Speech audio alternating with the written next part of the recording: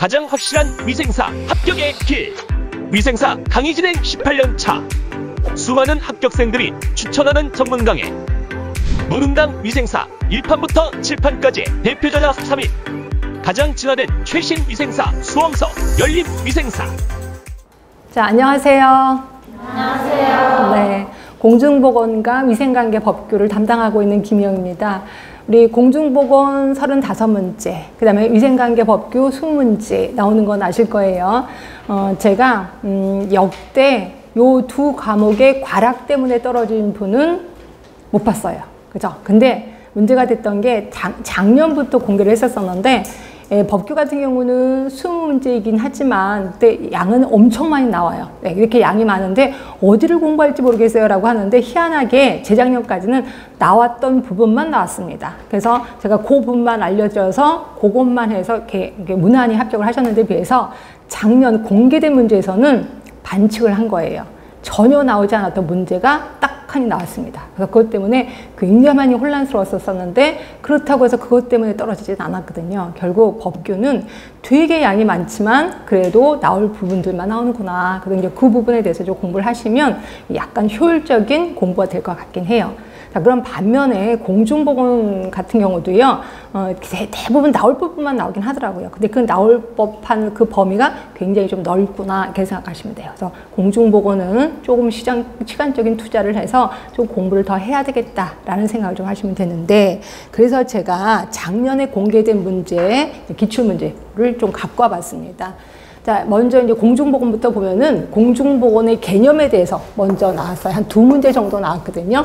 그래서 건강 개념의 변천, 건강이 어떻게 변화되느냐. 그래서 이것도 이따가 한번 볼 겁니다. 그런 부분이 좀 나왔고요. 그 다음에 건강 증진, 혹시 헬스 플랜 2030, 2020 들어보신 분 있으실 거예요. 그거에 대해서 건강 증진 회의, 몇 차 회의, 이런 것들이 시험 문제 좀 나왔었다라고 보시면 되고요. 그래서 건강 개념의 변천 같은 경우는 당연히 외워두셔야 돼요. 이건 되게 중요한 거고, 건강 증진 회의는 굉장히 많기 때문에 외우기 좀 힘들겠다라는 생각도 좀 드시긴 할 겁니다. 그런데 비해서 역학 부분, 네, 여기 부분은 감염병까지 합친다고 엄청 많은 분야, 많은 범위, 내용이 있구나, 이렇게 생각하시면 되고요. 그 중에서 역학 부분만 5문제가 나왔거든요.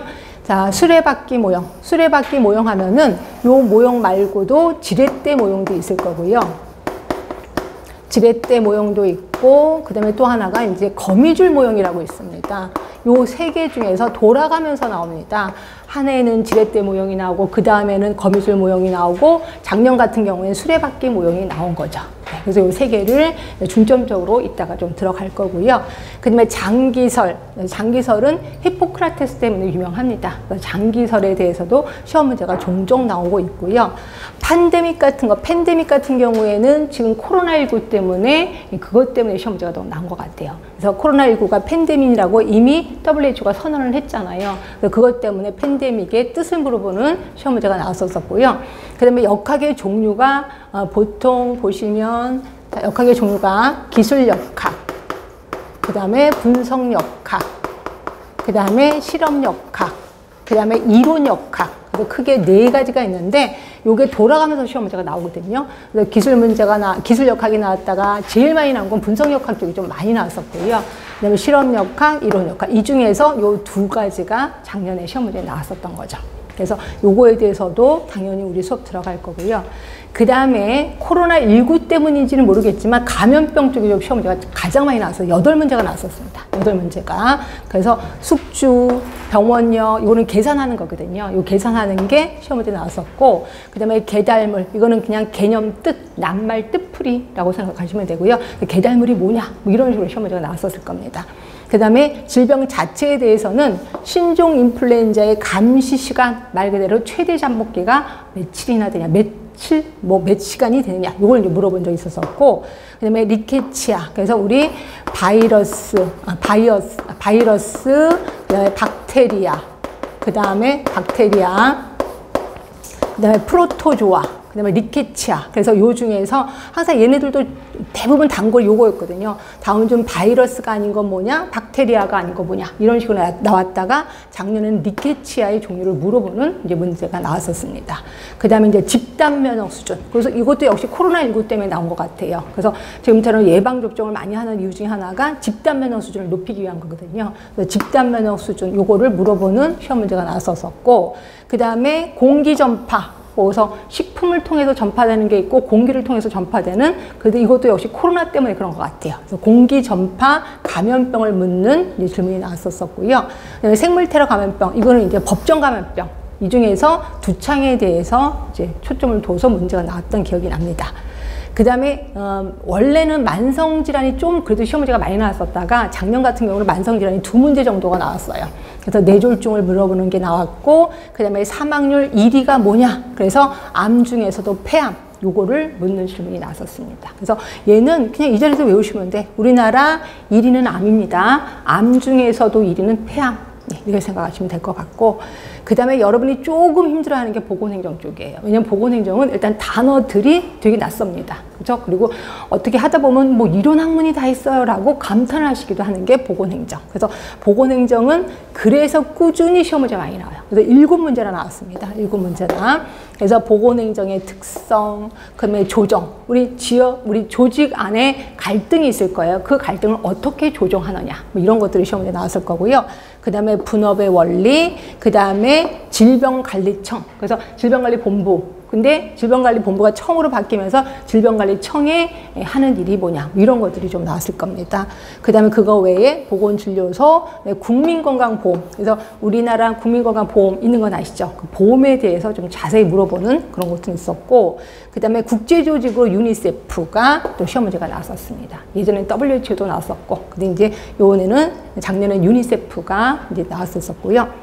그 다음에 이제 가장 많은 부분을 차지하고 있는 게 보건관리 쪽이죠. 그래서 보건관리는 여러 그 내용이 들어가 있기 때문에 이제 문제가 11문제고, 이게 이제 뭐 예를 들어서 인구, 그 다음에 인구도 있고 모자보건도 있고 학교보건보건도 이런 것들이 다 들어가 있었고, 그 분야가 워낙 넓기 때문에 11문제지 각각에 대하면 그렇게 많은 문제, 많은 퍼센트를 차지하고 있는 건 아니에요. 그래서 보시면 종형, 그것 아시죠? 피라미드형, 그 다음에 종형, 그 다음에 항아리형, 그래서 있는 거 아실 겁니다. 그 중에서 이 종형에 대해서 물어보는 시험 문제가 나왔었고요. 그 다음에 인구 센서스, 인구 주택 총조사, 요게 한번 시험 문제 나왔었고, 그 다음에 식품에서는 나이아신, 요거를 묻는 그런 쪽도 나왔었습니다. 그 다음에 미숙아의 정의, 그래서 보통 몸무게가 2,500g 이하.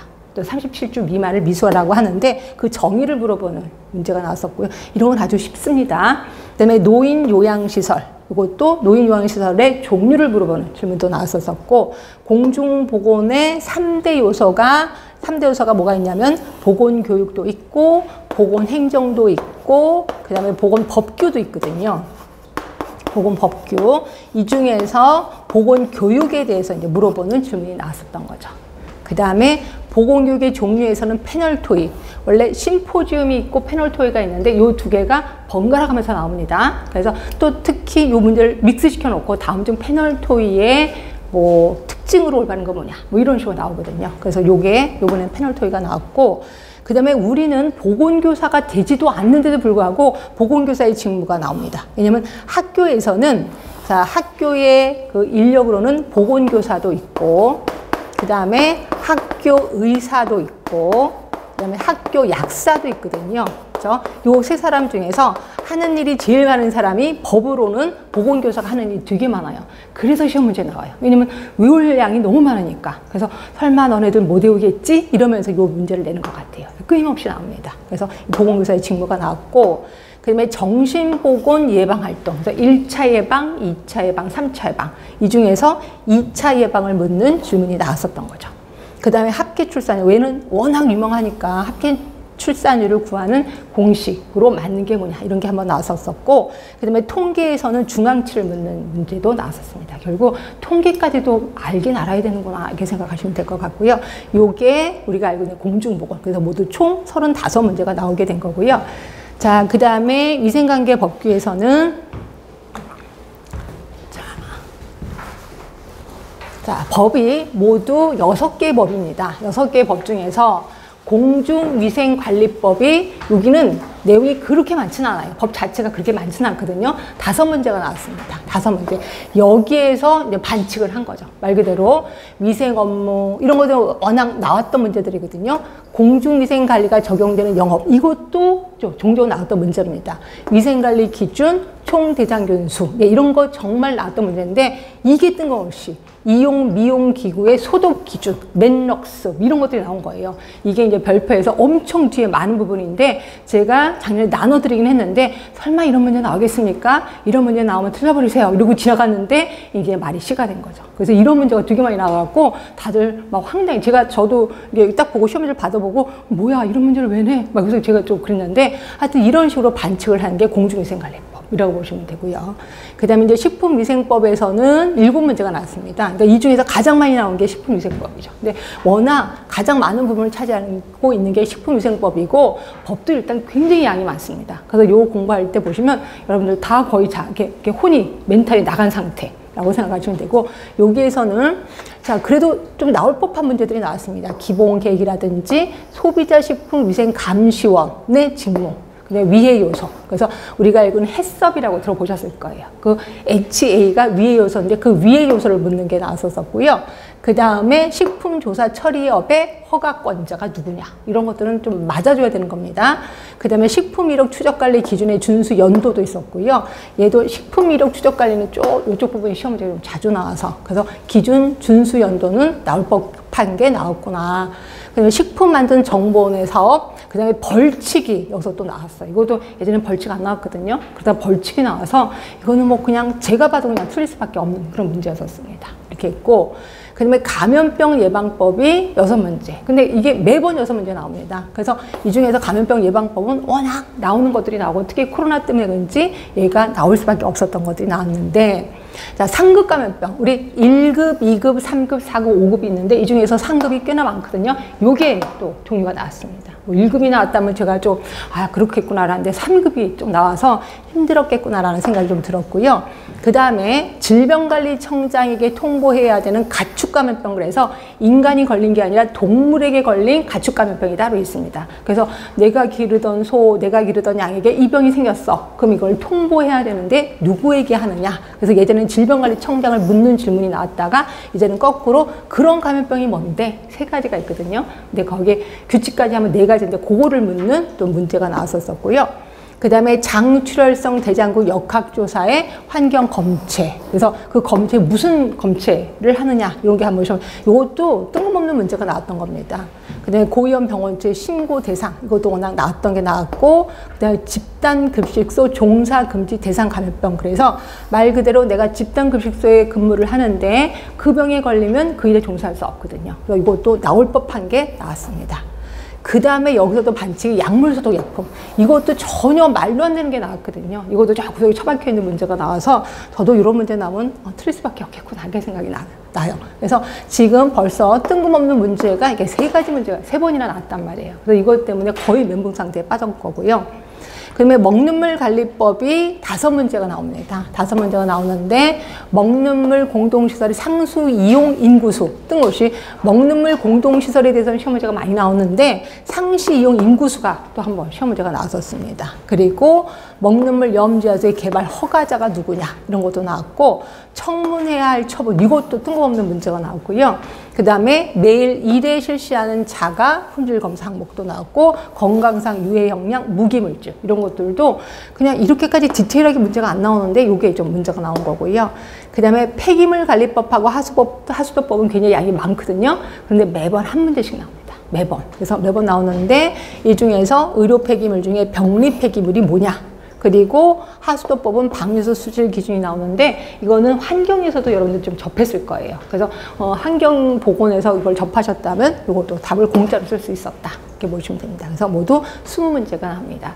자, 결론으로 우리가 만점 받는 게 목적은 아니지. 네, 그래서 저는 과감하게 이런 거는 포기합시다 라고 표현을 합니다. 그래서 그런 건 포기하면 되시고요. 그 다음에 이거는 꼭 외우셔야 됩니다 라고 하는 거 꼭 외우셔야 돼. 그래서 결국 집에 가서 외우세요 라고 안 외우시더라고요. 그래서 수업하는 도중에 수시로 암기를 확인하겠습니다. 그래서 저는 일명 이거를 암기의 생활화라고 표현하고 있어요. 생활화 하셔야 돼. 그래서 수업하는 도중에도 제가 조금 전에 배웠던 거 다시 한번 물어볼 거고요. 그럼 여러분들 빨리 얼른 머릿속에 떠오르도록 노력하셔야 되고, 그 다음에 이거를 확인하는 게 우리 하루에 3강하죠. 3강 중에 마지막 시간에 한 10분, 15분 정도를 할애해서 여러분 책을 모두 다 덮고 제가 여기다 화면에다 쏠 겁니다. 그래서 질문, 예를 들어서 그러니까 파이널 테스트 일명 또는 괄호놓기라고 해서 제가 질문을 쭉 쓰고 여러분들이 대답해 주시고, 그래서 오늘 배운 거를 오늘 마무리하는 거. 그렇죠? 그리고 집에 가시면서 그걸 계속해서 머리 생각하면 2번, 3번만 생각하면 나중에 시험장에서 또 기억이 나거든요. 그래서 어떤 분은 시험 볼 때 전혀 생각이 안 나는데 갑자기 내 목소리가 공중에서 들리더래. 그건 이거라고 막 수업 시간에 소리 지르던 게. 그래서 그거구나 해서 답 썼다라고 얘기를 하더라고요. 이런 것처럼 이게 3번 정도 반복을 하면 이게 머릿속에 좀 남아요. 잔상처럼 남습니다. 그리고 오늘 요번 주에 배운 거를 다음 주에 쪽지 시험 또 보낼 겁니다. 그래서 쪽지 시험은 대부분 기출문제로 이루어진 거고요. 그래서 기출문제 풀어보다 보면 이런 식으로 문제가 나왔구나를 이제 감을 좀 잡히게 될 겁니다. 이런 식으로 해서 자, 수업하는 도중에 암기가 이루어질 수 있도록 이렇게 하겠습니다. 그리고 그러다 보니까 수업 자체가 재미없으면 안 되겠지. 그래서 도중에 농담도 좀 하고 이것저것 그렇게 하도록 하겠습니다. 자, 이렇게 해서 우리 본격적인 수업 들어가도록 하겠습니다. 수업 들어가겠습니다. 맨 처음에 공중보건학의 개념 들어가는데, 공중보건학인데 제일 처음에 건강의 개념부터 들어가요. 자, 건강 개념 들어가고 그 다음에 공중보건학의 개념 들어갈 겁니다. 자, 건강의 개념에서는 이제 제일 먼저 기억하실 분이 WHO, 사람은 아니지만 WHO가 제시한 건강의 정의가 있을 겁니다. 이거 반드시 외우시고요. 그 다음에 여러 학자들이 제시한 건강의 정의가 있을 겁니다. 그래서 그 학자들을 되게 많은데 이 중에서 몇몇 사람만 제가 찍을 겁니다. 그래서 그 사람만 외우시고 나머지는 그냥 포기합시다. 자, 그 다음에 건강 모형이 있어요. 거기 보시면 옆에 건강 개념에 대한 정의에 대한 접근을 해서 건강 모형이 있거든요. 건강에 대한 모형 들어갈 거고, 마지막에 건강 개념의 변천 들어갈 겁니다. 그래서 시험 문제는 WHO 시험 문제 당연히 나왔고 학자들 중에 몇몇 사람 나왔습니다. 그 다음에 건강 모형 시험 문제 나왔고요. 건강 개념의 변천도 시험 문제 단골 문제라고 생각하시면 됩니다. 자, 이 중에서 WHO 먼저 들어갑니다. WHO는 먼저 보고 나서 정리해 드릴게. 자, 책을 보시면 WHO는 단순히 질병이 없거나 허약하지 않은 상태만을 의미하는 것이 아니라 외우셔야 돼. 신체적, 정신적, 사회적인 완전한 상태야. 신체, 정신, 사회입니다. 요 세 개를 외우시면 돼. 신체, 정신, 사회. 그럼 신체적 안녕이란 뭔데? 밑에 보이시죠? 표가 상해나 장애가 없으면서 어쩌고저쩌고. 그냥 신체적인 안녕은 굳이 안 봐도 알 것 같긴 해요. 이런 거고. 자, 정신적인 안녕. 정신적인 안녕에는 나라는 게 3개가 나옵니다. 이상적인 자아. 그 다음에 다른 사람의 눈에 비친 나. 그리고 현재의 나. 요 3개가 나옵니다. 요 3개가 일치하면 건강한 거야. 결국 이게 뭔 소리냐면, 우리 심심하니까 제가 간단한 심리 테스트 해드릴게요. 여러분들 심리 테스트 여러 번 겁니다. 그러니까 남이 보지 않게끔 이렇게 좀 가리면서 하시는데, 제일 좋아하는 동물 하나 쓰세요. 그 다음에 2번째는 그 다음으로 좋아하는 동물. 그 다음에 3번째는 제일 마지막으로 좋아하는 동물. 이렇게 동물을 쓰시면 돼. 동물을 쓰라니까 어떤 분은 남자친구를 쓰는데 남자친구는 짐승이지 동물은 아니야. 그치? 자, 이렇게 해서 제일 좋아하는 애, 2번째 좋아하는 애, 3번째 좋아하는 애. 쓰셨나요? 더 힘들어요? 자, 이제 해석 들어갑니다. 간단한 심리 테스트라 그랬어. 제일 처음은 남이 보는 나예요. 남이 나를 이렇게 본대요. 자, 강아지라고 썼으면 강아지처럼 보는 거야. 개라고 썼으면 개처럼 보는 겁니다. 뉘앙스가 다릅니다. 자, 2번째는 내가 보는 나예요. 내가 나를 이렇게 본다네. 그죠? 자, 3번째 실제의 나라입니다. 실제의 나. 옳지 맞지 않나요? 그렇죠? 그래서 실제의 나, 남이 보는 나, 내가 보는 나가 이상적인 나야. 나는 나를 이상적으로 보거든요. 이상적인 나. 그래서 요 세 개가 같으면 나는 건강한 거야. 그렇죠? 그래서 세 개 다 강아지라고 썼으면 나는 건강한 거야. 정신적으로 건강한 거죠. 그렇죠? 근데 다 다르게 썼을걸요? 그래서 정신적인 안녕은 진짜 힘들겠구나 이런 생각이 좀 드시면 될 것 같고요. 자, 사회적인 안녕. 이 중에서 기출문에 나왔던 거는 사회적인 안녕. 요게 시험 문제 나왔었을 거예요. 자, 사회적인 안녕은 뭐냐면 우리가 사회생활을 하잖아요. 사회생활을 하는데 내가 잘해, 사회생활을. 예를 들어서 여러분들은 학생으로서의 사회생활을 해요. 그러면 제 시간에 맞춰서 여기 앉아 있습니다. 물론 앉아 있는데 엉덩이도 아프고 머리는 딴 생각을 하고 난리가 나. 그래도 여기 앉아 있잖아. 그러면 나는 사회적으로 안녕한 거다라고 표현하고 있습니다. 결국 신체적, 정신적, 사회적인 안녕, 그러면 이거는 건강한 거다. 누가 얘기했어요? WHO가 얘기를 했어요. 자, 그 다음에 WHO하고 WHO에 반기를 든 사람이 있어요. 반기를 든 사람이 누구냐면 던이라는 사람이에요. 그러니까 던이라는 사람은 뭐라 그랬냐면 건강은 일직선상에 이쪽으로 갈수록 건강한 거야. 이쪽으로 갈수록 불건강한 거야. 라고 표현하면서 하루 중에 왔다 갔다 한다는 거죠. 그렇죠? 예를 들어서 이런 거예요. 제가 아침에 세수를 하고 거울을 딱 봤는데 내 얼굴이 너무 예쁜 거야. 웬일이지? 얼굴이? 그걸 막 로션을 바르는데 얼굴이 너무 예쁜 거예요. 와, 무슨 일이 있어? 이러면서 막 하다가 그다음에 안경을 썼어요. 근데 아니야. 원래 얼굴이 돌아왔어. 이거죠. 하루 중에도 기분이 좋을 때가 있고 나쁠 때가 있는 것처럼 건강도 좋을 때가 있고 나쁠 때가 있다는 거죠. 여기서 왔다 갔다 한다는 거죠. 그래서 이걸 뭐라고 하냐면 연속선 개념을 제시합니다. 연속선 개념. 그리고 왔다 갔다 한다 그랬잖아요. 동적인 개념을 제시하고 있습니다. 이게 던이라는 사람이야. 그러면 WHO는요? 아까 WHO는 신체적, 정신적, 사회적이라 그랬잖아. 이건 정적인 개념이죠. 그러니까 사회적으로 안녕해야 돼. 정신적으로 안녕해야 돼. 라고 얘기를 하고 있잖아요. 그래서 WHO는 뭐예요? 정적인 개념이고요. 그리고 불연속선 개념이에요. 불연속선 개념. 그래서 둘을 짝을 져서 외우시는 게 좋아. WHO, 던. 이렇게 해서 좀 외워두시면 되고요. 제가 줄은 좀 이따 칠 겁니다. 일단 설명부터 하고 그 다음에 줄은 칠게요. 자, 그 다음으로 기억하실 분이 누구냐면 베르나르 또는 버나드라고 표현해요. 저는 버나드라고 하는데 베르나르라고도 합니다. 버나드는 힌트가 이거예요. 자, 요거 별로 안 예쁘죠. 또 요거 별로 안 예쁘죠. 위아래가 균형을 받아야 어울리는 거지. 결국 외부 환경이 변화됐을 때 내부 환경에 발빠르게 움직여서 항상성을 유지하면 나는 건강한 거다라고 얘기를 하고 있습니다. 이게 버나드예요. 버나드. 그래서 항상성 기억하시면 될 것 같고요. 자, 그 다음에 팔슨이라는 사람도 있어요. 팔슨이라는 사람은 꼭 펄슨과 비슷하잖아. 펄슨. 그럼 펄슨하면 인간이잖아요. 그래서 팔슨은 항상 사회적인 역할과 관계된 얘기를 합니다. 사회적인 역할. 그래서 사회적인 역할을 잘하면 난 건강한 거야. 근데 내가 아파. 그럼 사회적인 역할을 못할 수도 있어.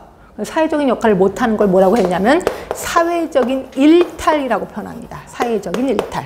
이게 뭔 소리냐면 나 오늘 아프면 학교 안 가도 되잖아요. 나 오늘 하루 아프면 회사 안 가도 되잖아. 회사 안 가도 되는 거 또 그 다음에 학교 안 가도 되는 걸 사회적인 일탈이라고 표현해. 그래서 사회적인 일탈이 허용이 된다. 아프면. 그 대신 이거를 즐기면 안 돼. 병원에 가서 치료를 받아야 된다라고 표현하고 있습니다. 그러니까 여러분들은 팔슨 하면은 무조건 사회적인 역할과 관련이 되어 있다. 이렇게 생각하시면 돼요. 그래서 혹시라도 문제에 사회적인 역할이라는 말이 나오면 무조건 팔슨 이렇게 해서 기억해 주시는 것도 좋아요.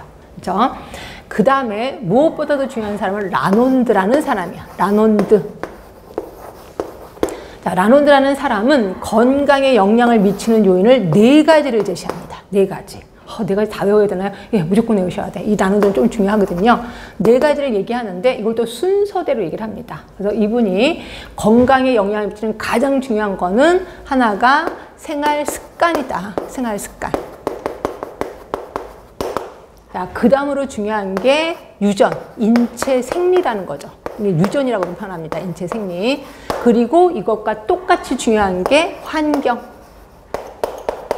그 다음으로 마지막으로 중요한 게 보건의료 시스템, 보건의료 제도, 요 네 가지를 얘기를 해요. 이 중에서 생활습관 50%, 인체생리 20%, 환경 20%, 보건의료 제도 10%라고 얘기를 하고, 퍼센트를 외우라는 건 절대로 아니야. 근데 얘가 제일 크고 얘네 두 개는 똑같고 얘가 제일 작구나, 이렇게 생각하시면 돼요. 그래서 생활습관이라는 거는 말 그대로 그거죠. 나 술 먹는 습관이 있어, 나 운동하는 습관이 있어, 그러면 이게 건강이 좀 좌지우지 되겠구나, 이렇게 생각하시면 되고요. 제가 대학에 있을 때 그 이름이 지금도 기억하는데 철수라는 선배님 계셨어요. 그래서 제가 처음 들어갔을 때 그때 2학년인가였었는데 철수 선배. 근데 술을 워낙 좋아해서 철주라고 저희가 별명을 붙였는데 소주를 그렇게 좋아하세요. 근데 이분이 고등학교 때까지는 술, 담배를 하나도 안 했다가 대학교 오자마자 술을 먹었는데 특히 소주에 필이 꽂혔대. 소주를 엄청 많이 드시는 거예요. 그래서 소주를 항상 옆에 차고 다녀. 근데 학생이니까 안주 살 돈은 없잖아요. 그래서 계속 콜짝콜짝 먹는 거야. 그래서 항상 술에 취해 있어요. 그래서 저보고 예쁘대. 그렇다고 제가 좋아하는 건 아니었고요. 항상 모든 후배를 예뻐라 했었던 선배인데, 이분이 1학년 때 술 먹고 2학년 때 술 먹고 3학년 때 4학년 때 한 중반 정도 쓰러진 거예요. 수업하는 도중에. 그래서 놀래서 응급실에 갔는데 그게 끝이었습니다. 결국 돌아가시더라고요. 그래서 와, 술을 3년 이상 먹으면 저게 죽을 수도 있구나라는 걸 깜짝 놀랐습니다. 이게 생활습관. 그래서 생활습관이 그렇게 중요하다는 거죠.